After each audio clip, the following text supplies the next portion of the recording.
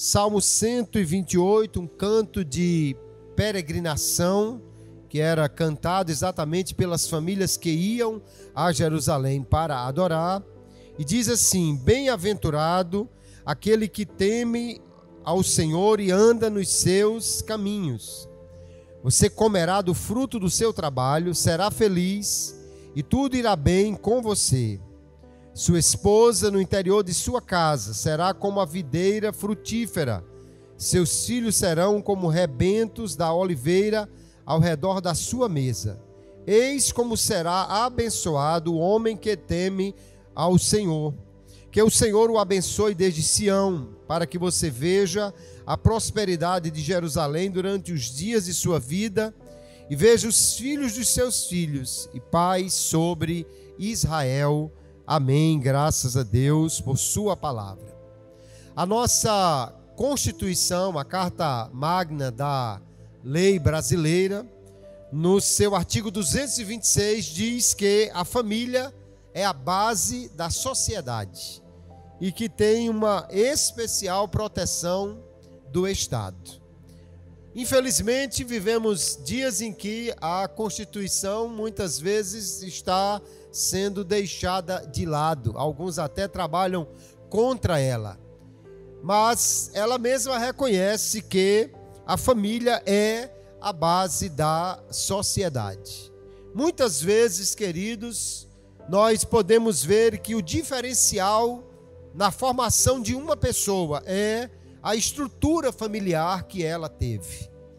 É difícil alguém que teve uma estrutura familiar totalmente dilacerada se tornar uma pessoa sem problemas maiores advindos disso. Por outro lado, alguém que tem uma base familiar sólida encontrará maior sustento para a sua caminhada. A família é de suma importância para nós. Mas muito antes da Constituição brasileira ou de qualquer outro país falar sobre a importância da família, a Bíblia Sagrada nos mostra que a família é algo que Deus quer abençoar, é algo que Deus quer que esteja bem, que ande bem, e nós precisamos então conhecer o que a palavra de Deus fala sobre a família. Porque acredito que todo mundo quer ter uma família abençoada. Quem já vem de uma família abençoada quer ter uma família abençoada. Quem não vem de uma família assim, mas quer ter uma estrutura familiar que seja bênção para ele e para todos. Só alguém que foi muito doutrinado e perdeu completamente o senso normal das coisas é que poderia não querer uma família boa, uma família abençoada. Deus quer as famílias abençoadas e para isso Ele nos dá diretrizes na sua palavra para nós termos a família debaixo da bênção do Senhor. Esse salmo era cantado quando as famílias iam adorar em Jerusalém. É um cântico de romagem, de peregrinação, um cântico às vezes chamado cântico dos degraus, porque todo mundo que vai para Jerusalém sobe. Jerusalém está sobre um monte e assim todos que vão lá estão caminhando, subindo. E aí, à medida que alcançando certas passagens, certos pontos da estrada, cantavam esses salmos louvando a Deus, e Ele vem nesta noite nos dar uma direção para que tenhamos também uma família abençoada, porque Deus fala sobre isso aqui na sua palavra. A primeira coisa que o Salmo nos mostra é as condições que Deus estabeleceu para que sejamos abençoados, ou tenhamos uma família abençoada.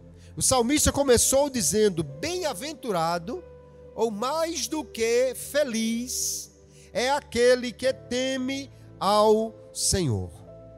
Temer ao Senhor, queridos, é a condição para ter a bênção de Deus sobre a nossa família. E o que é temer ao Senhor. Alguém pode confundir temor com medo e achar que é você ter medo de Deus. Tem pessoas que têm tanto medo de Deus que não ousam nem falar com Ele, ou nem sequer querem dirigir-se a Ele. Mas temer a Deus não é ter medo como se Ele tivesse algo a nos prejudicar.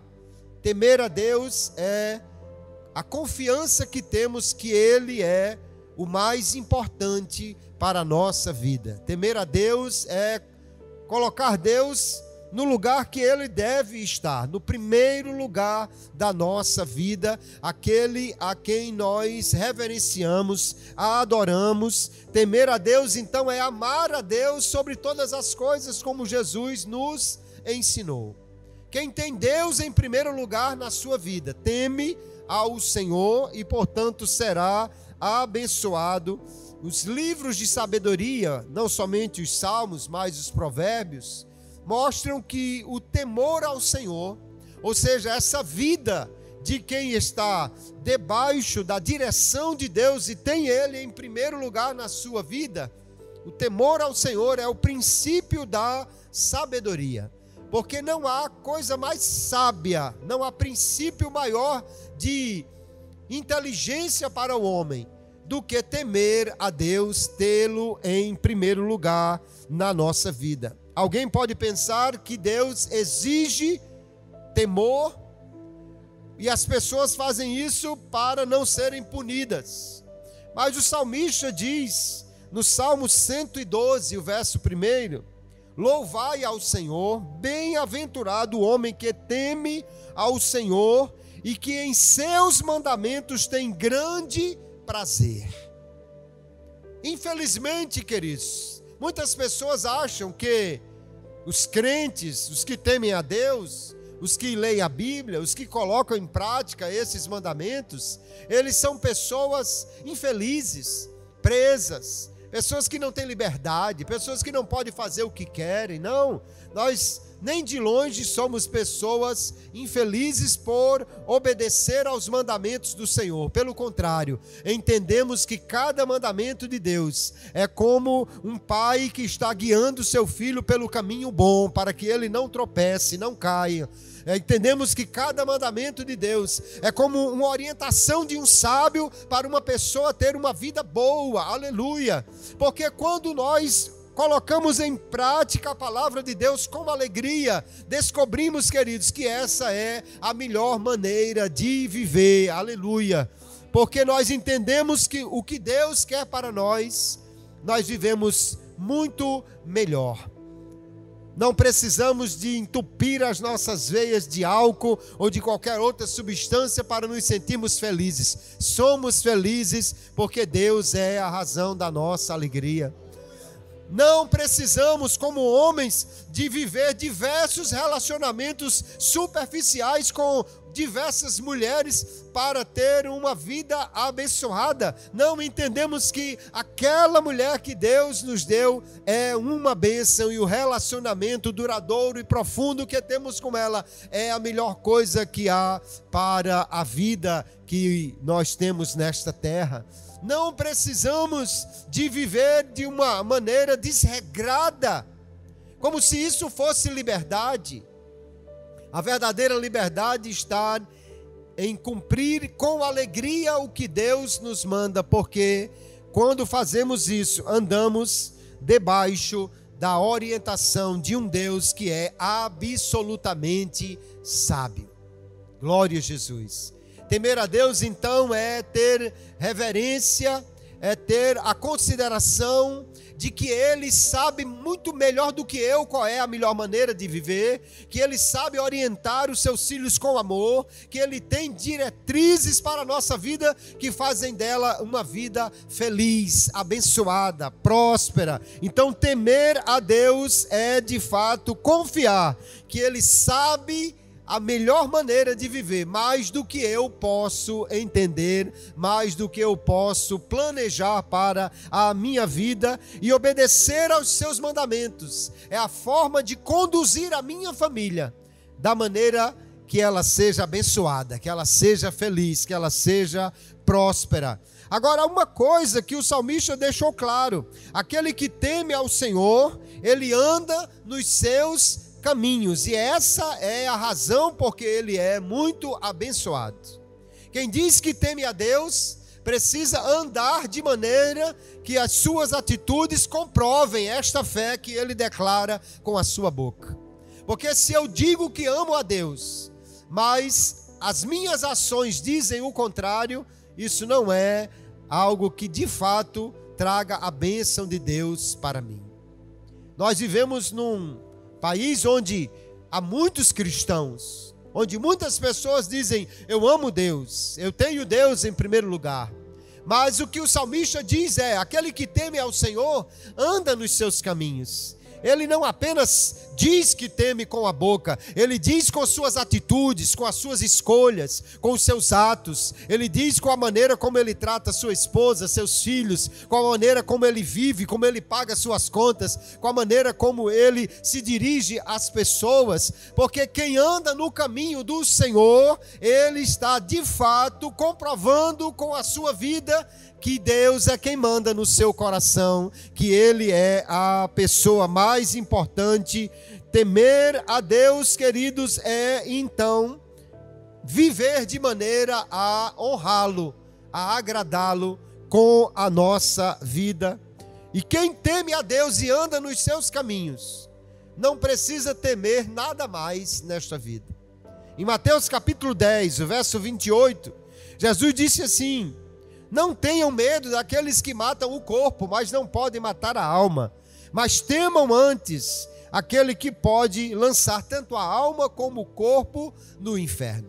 Ele está dizendo: tema a Deus, e você não vai precisar temer a mais ninguém. Porque quem teme a Deus está seguro, aleluia, tem a segurança de andar debaixo da orientação daquele que é o Deus que sabe todas as coisas. Então o caminho é aqui a forma de vida que nós praticamos. Quem teme ao Senhor e vive de maneira que o seu comportamento reflete os mandamentos de Deus para ele e para a sua família, será muito abençoado. Já foi citado aqui um exemplo que a Bíblia nos mostra. José, um homem que temia a Deus, ainda jovem, foi levado ao Egito por causa da inveja dos seus irmãos que o venderam como escravo. Mas lá chegando, ele foi muito abençoado. Mesmo estando na condição de escravo, ele não foi levado para ser um escravo trabalhando no campo, ou em minas, ou em outra coisa. Ele foi escolhido para ser um escravo trabalhando na casa do chefe da guarda do faraó. O que já foi uma bênção, porque ele ali certamente tinha uma vida melhor do que poderia ter em outro lugar. Lá chegando, Deus o abençoou, que ele cresceu naquela casa e se tornou o seu principal administrador. Mas a mulher de Potifar enxergou em José algo que não deveria, porque a Bíblia diz que José era bonito. E quando a Bíblia diz que alguém era bonito, é porque ele era bonitão de verdade. A Bíblia não elogia muito a aparência das pessoas. Mas no dia que aquela mulher tentou persuadi-lo a pecar com ela, ele disse: nenhuma coisa o teu marido me proibiu nesta casa senão você, e eu não posso fazer isso, eu não posso pecar contra o meu Deus. O maior problema não era estar pecando contra o dono da casa, que já era grave.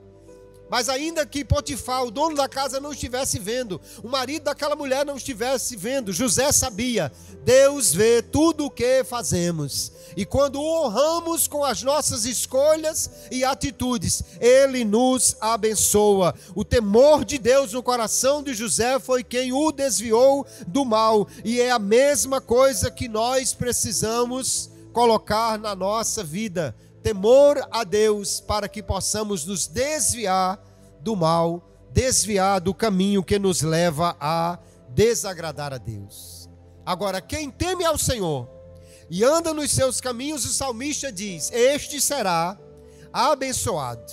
E aí ele descreve a partir do verso 2 quais são as bênçãos de Deus. E olha que bênçãos extraordinárias para a nossa família, para nós, que Deus tem, queridos. Ele diz, em primeiro lugar: você comerá do fruto do seu trabalho, será feliz e tudo irá bem com você. O que Deus está dizendo na sua palavra é que Ele abençoará o trabalho das nossas mãos. Hoje, infelizmente, tem gente que não considera o trabalho como uma bênção. Tem gente que achava melhor a bênção era se ele fosse sorteado numa loteria e não precisasse trabalhar. Mas você já prestou atenção que os verdadeiros ricos, eles trabalham e trabalham muito? Porque não é o fato de ter muitos recursos que nos livra da satisfação de trabalhar e fazer alguma coisa. Mas infelizmente, queridos, apesar do trabalho ser o meio básico para prover a família, há pessoas que estão muito insatisfeitas no seu trabalho.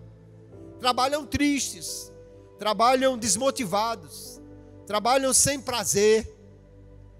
E alguém já disse, eu trabalhei durante muitos anos numa grande empresa e sempre tinha um gerente que dizia: se você gostar do que você está fazendo, por mais duro que seja, isso não será mais nem trabalho, será um prazer para você. E ele sempre citava o exemplo do alpinista. O alpinista, ele se esforça muito para escalar montanhas, mas para ele aquilo não é algo ruim. Ele não está reclamando. Pelo contrário, ele está satisfeito em se esforçar muito para cumprir as suas metas. O irmão Luiz, que é corredor, está aqui com os pés avariados depois de uma corrida longa, 50 quilômetros correndo, né? Eu estou cansado só de pensar como seria isso. Mas ele não faz isso reclamando: meu Deus, que hora que eu escolhi para correr. Não, ele faz isso porque tem prazer nessa atividade. Então o que na realidade Deus está dizendo não é: eu vou tirar o trabalho para você ficar sem fazer nada. Não, Deus está dizendo: eu vou abençoar o seu trabalho e você será feliz nele. Você será feliz. Deus promete um trabalho supridor, satisfatório e recompensador para aquele que teme ao Senhor. Se você trabalha em alguma coisa e você não gosta do que você está fazendo, eu sei bem o que é isso, porque eu trabalhei alguns anos também numa empresa que eu não gostava. Mas se você entender que Deus promete abençoar-nos e dar-nos algo para fazer que também nos traga satisfação, tome posse desta promessa, tema ao Senhor e ande nos seus caminhos e acredite que Ele vai abrir portas melhores, que Ele vai abençoar o seu trabalho, que Ele vai suprir a obra das suas mãos e que você terá um trabalho abençoador, não somente naquilo que Ele traz de fruto, mas naquilo que traz de satisfação para a sua vida, porque Ele diz: você será feliz no seu trabalho e tudo te irá bem. Glória a Jesus. Quando o homem pecou, o seu trabalho ganhou tons de insatisfação, porque a terra foi maldita por causa do pecado do homem. E agora Deus disse: você vai trabalhar, comer, mas você vai ter o suor do seu rosto. O trabalho ficou mais pesado, ficou mais difícil. Mas quando a bênção de Deus vem sobre o nosso trabalho, a bênção de Deus é maior do que a maldição do pecado. A bênção de Deus significa que Ele vai nos ajudar, nos abençoar. Não quer dizer que todo o que teme a Deus será milionário no seu trabalho, mas quer dizer que ele estará feliz naquilo que ele está fazendo. Porque às vezes, queridos, nós confundimos as coisas. Tem gente que tem muito dinheiro, mas não é feliz. Tem gente que tem muitos recursos e às vezes por causa disso vive numa gaiola de ouro não sai de casa, não viaja, não vai para lugar nenhum com medo de ser assaltado, de ser roubado ou de tantas outras coisas. Dorme com medo de acordar e não ter nada. Mas a bênção de Deus é esta: você será abençoado, será feliz, tudo te irá bem. Por quê? Porque Deus abençoará o trabalho daquele que teme ao Senhor e anda nos seus caminhos. Aleluia. O apóstolo Paulo até nos dá uma informação muito preciosa. Se você está no seu trabalho tendo dificuldades com o seu chefe, por exemplo, e essa é uma razão de não ter satisfação no seu trabalho, Paulo, escrevendo aos trabalhadores da sua época, em Colossenses capítulo 3, o verso 22, ele diz assim: trabalhadores ou servos, obedeçam aos seus senhores, não servindo apenas quando estão sendo vigiados, visando apenas agradar as pessoas, mas com sinceridade de coração, temendo o Senhor. Tudo o que fizerem, façam de todo o coração, como se fosse para Jesus, e não para as pessoas, sabendo que receberão do Senhor a recompensa da herança. É a Cristo Senhor que vocês estão servindo. Glória a Jesus. Olha que coisa maravilhosa. Ele diz assim: seu chefe não é bom para você? Trabalhe como se você estivesse trabalhando para Jesus e não para agradar o seu chefe. E você verá uma nova satisfação no seu trabalho. Porque o seu chefe pode não ver e não recompensar corretamente o seu trabalho. Mas se você faz para Jesus, tenha certeza, Ele vê, Ele recompensa, Ele abençoa e faz prosperar o trabalho das nossas mãos. Além do trabalho, o salmista diz que Deus promete abençoar a nossa família. Ele disse: a tua esposa, no interior da sua casa, será como videira frutífera, os teus filhos como rebentos da oliveira, ao redor da sua mesa. Assim será abençoado o homem que teme ao Senhor. Ele está falando de algumas metáforas, algumas figuras muito importantes naquela cultura. A videira que produzia a uva, de onde vem o vinho, de onde vem então aquilo que era considerado a alegria daquela cultura. A oliveira, de onde se extrai o azeite da oliva, que era então algo fundamental para a alimentação, para o preparo, para trazer uma boa gordura para a alimentação das pessoas. Isso eram símbolos. Quem tinha azeite na sua casa, quem tinha vinho na sua casa, era uma casa feliz, abençoada, próspera. E assim ele está dizendo que Deus promete abençoar a nossa família, promete abençoar a nossa casa. Até mesmo nos comerciais da TV, uma família ao redor da mesa, comendo feliz e satisfeita, é um símbolo de bênção, de felicidade. Basta olhar os comerciais de margarina para ver como é uma família abençoada, uma família feliz, né?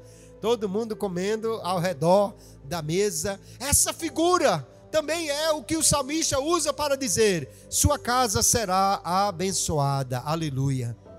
Agora nós, queridos, muitas vezes estamos perdendo a alegria de estar reunidos em família na nossa casa, porque ficamos divididos pela tecnologia, por aquilo que alguém oferece para roubar a nossa atenção. E em vez de estarem todos ao redor da mesa, nessa cena tão bonita, está um no quarto comendo com o celular, está o outro no outro cômodo comendo, vendo uma televisão, está o outro no outro lugar.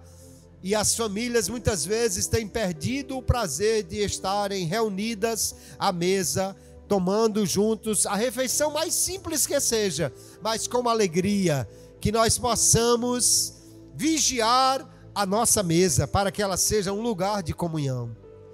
Que os celulares não atrapalhem esta comunhão à mesa, que as telas não sejam um impedimento, e que nós possamos ter a alegria de sentar com a família e perguntar: como foi seu dia? Como é que está lá no seu trabalho? Como é que foi na escola, meu filho? E pode aproveitar deste momento ao redor da mesa para, antes ou depois da refeição, também alimentar o espírito fazendo o culto doméstico, que é uma bênção. Se você não faz, se você não fez, experimente fazer o culto doméstico. Como é que faz, pastor? Reúne todo mundo, pode ser na mesa, canta-se um hino, lê a palavra de Deus. Alguém pode trazer uma reflexão, os pedidos de oração, oram juntos. E já foi dito aqui que uma família que ora unida, vence unida os seus problemas, as suas dificuldades. Que nós possamos olhar aqui, queridos, sobre a cena que o salmista coloca para nós, e que na nossa casa haja este momento de alegria ao redor da mesa, que façamos os momentos familiares, momentos felizes em comunhão. Tenha a alegria de estar à mesa com a sua família, independentemente da abundância de comida que esteja sobre a mesa. Mas para que o momento seja feliz, nós precisamos também trabalhar para que isso seja assim. Às vezes, quando a família se reúne, as cobranças sobram e os elogios faltam. Alguém mais reclama do que agradece. Alguém olha para o outro e cobra mais do que dá, oferece. E isso destrói a comunhão da família. Há uma mulher muito abençoada no final de Provérbios. A mulher que ali diz que é a mulher virtuosa. Mas a mulher virtuosa tem um marido que o texto diz, ele elogia a mulher na frente de todo mundo. Ela é muito virtuosa e cuida dele, da sua casa e dos seus filhos. Seu marido a elogia, seus filhos a louvam. Então veja que é uma família que está cuidando um do outro, valorizando o que o outro faz, reunindo-se certamente na mesa, não para criticar, mas para abençoar um ao outro. Que eu e você sejamos fonte de bênção para a nossa família quando estamos reunidos, e certamente aí nós veremos mais e mais a bênção do Senhor. E o salmista termina o salmo aqui dizendo que Deus abençoará esta família, deste homem que teme ao Senhor, desde Sião. Sião é uma palavra usada para falar de Jerusalém, e mais especificamente do monte onde está o templo em Jerusalém. Quando ele diz que o Senhor te abençoe desde Sião, ele está falando da bênção que vem do templo de Deus para a família. O templo visto como o lugar onde Deus era buscado, o lugar onde ia para se aprender de Deus, o lugar onde ia para se levar a oferta, para louvar a Deus. E Deus promete abençoar a família a partir da sua casa. Nós, às vezes, queridos, esquecemos como a igreja é uma bênção para as nossas famílias. Como vir à igreja é abençoador para a nossa família. Porque na igreja louvamos ao Senhor e somos abençoados por isso. Na igreja aprendemos a palavra do Senhor e somos dirigidos por isso. Na igreja nós somos revigorados por Deus e isso abençoa a nossa família. Agora olha o reflexo de tudo isso. Uma pessoa que é abençoada a partir da igreja, a partir do que Deus traz para ela, ela é também abençoadora para a sua família. E uma família que é abençoada, ela também se torna uma bênção para a sua nação, para a sua cidade. Então ele diz: o Senhor te abençoará desde Sião, e você verá a prosperidade de Jerusalém, da cidade onde você mora. Já muitos estudos antropológicos comprovam uma nação que despreza as famílias, por maior que ela seja, ela está se conduzindo para a destruição. Houve uma época que Roma dominou o mundo, o Império Romano era muito bem estruturado. E muitos estudiosos apontam por que o Império Romano se desfez. Uma das causas foi a família foi desprezada, a família foi deixada de lado. Quando as famílias são abençoadas, a igreja é abençoada. As famílias estão fortes, a igreja está forte. Quando as famílias estão cheias de Deus, a igreja está cheia de Deus e a cidade também está cheia de Deus. Porque a família que é abençoada, ela se torna abençoadora onde ela vive, onde ela mora, onde ela existe e transfere bênção para aqueles que estão ao seu redor.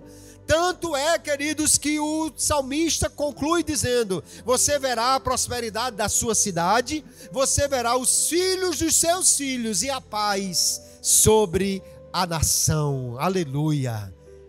Que bênção extraordinária! Bênção que não somente é para mim, mas bênção que Deus diz será também para os filhos e os filhos dos seus filhos.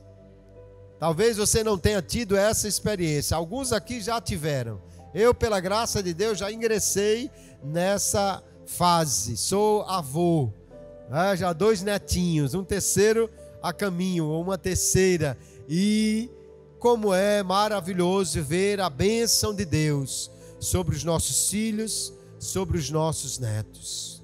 Mesmo quem não tem seus próprios filhos, mas pode ver a bênção de Deus nos filhos dos outros, ou nos filhos que nós assumimos como nossos, porque também podemos ser pais, mesmo sem ter gerado, mas sendo mentores, condutores, orientadores de outras pessoas, de sobrinhos, de netos, de vizinhos, de amigos, e você certamente será também recompensado e abençoado ao ver que alguém que você ensinou, alguém que você dirigiu, alguém que você aconselhou, está indo bem na vida e está também tendo seus próprios filhos para abençoar, orientar e conduzir. Nós temos aqui, queridos, a palavra de Deus garantindo: aquele que teme a Deus e anda nos seus caminhos será muito abençoado. Eu não preciso perguntar, tenho certeza, todos nós queremos ser abençoados, todos queremos a bênção de Deus, todos queremos que Deus faça prosperar a nossa casa, todos queremos saúde, todos queremos a comida, o pão de cada dia, todos queremos poder ajudar os nossos filhos. Quem é pai aqui entende, você se satisfaz mais em comprar algo para suprir a necessidade de um filho do que até suprir a sua necessidade. Uma mãe com alegria andaria com um chinelinho gasto para comprar um chinelo novo para o filho ou a filha e vê-la feliz e satisfeita indo para o seu trabalho, para a sua escola ou para qualquer outro lugar, sendo abençoada. Mas a palavra de Deus nos diz: Deus abençoará o nosso trabalho, Deus abençoará a nossa casa, Deus abençoará a nossa família, e por meio da nossa casa e família abençoadas, Ele abençoará a nossa cidade e a nossa nação. Alguém pode pensar assim: pastor, mas só que essa ideia de temer a Deus e andar nos seus caminhos, eu não sei se eu consigo fazer isso. Mas eu tenho uma boa notícia para você. Deus está pronto a nos dar graça. Ele mesmo é quem nos dá a condição para nós andarmos nos seus caminhos e sermos alguém abençoado e temente a Ele. Porque quando nós nos rendemos ao Senhor Jesus, Ele garante que vem morar em nós, aleluia, que o seu Espírito passa a ser o nosso condutor permanente, porque habita em nós e nos conduz a cada dia. Então, se temos dificuldades em entender como vamos temer a Deus e andar nos seus caminhos, você que já entregou a sua vida para Jesus, o Espírito de Deus é seu orientador, seu mestre, seu condutor, aleluia. Quando voltamos para Ele ou dirigimos-nos ao Senhor nas nossas orações, Senhor, me guia, me ajuda, me abençoa, me dirige, Ele vai fazer isso para que possamos andar nos caminhos do Senhor e assim sermos muito abençoados, aleluia. Você não está sozinho nesta empreitada de andar no caminho do Senhor. Você tem, aleluia, um guia permanente, um Senhor que te ama e quer conduzir a sua vida debaixo da sua bênção. Agora, se você ainda não confessou Jesus como seu Salvador, ainda não entregou a sua vida para Ele, esse é o primeiro passo que você precisa dar, porque não há nenhum passo mais importante para ter a bênção de Deus nesta vida e por toda a eternidade, de ter a direção do Espírito Santo sobre nós.